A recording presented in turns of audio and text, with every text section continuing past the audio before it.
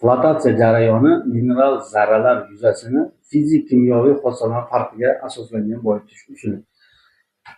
Flotatsiya jarayoni ikkiga bo'linadi. Kollektiv flotatsiya, selektiv flotatsiya. Kollektiv flotatsiyada o'sha rudani tarkibida 2 yoki undan ortiq foydali komponent bo'lsa, flotatsiya jarayoni natijasida olingan boyitmani tarkibida bir nechta foydali komponent ajratib olsa, bunday flotatsiya kollektiv flotatsiya deyiladi. Olingan boyitma kollektiv konsentrat deyiladi.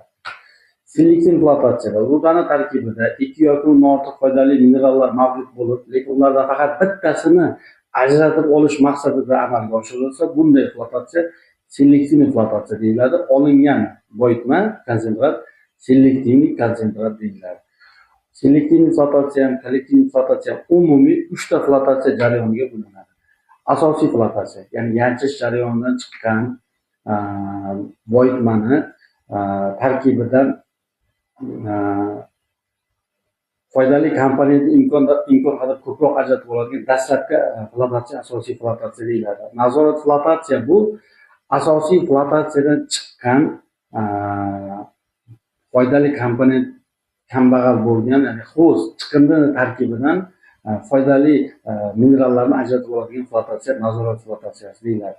Tozalash flotatsiyasi bu asosiy hamda nazorat flotatsiyalardan chiqqan boyitmani yetarli miqdorda sifatga ega bo'lish uchun amalga oshiriladigan flotatsiya tozalash flotatsiyasi deyiladi. Ya'ni asosiy flotatsiyada olingan konsentratni yanada boyitish va keraksiz minerallarni tozalash maqsadida, ya'ni keyingi jarayon uchun yetarli sifat ko'rsatkichiga ega qiladigan flotatsiya tozalash flotatsiyasi deyiladi.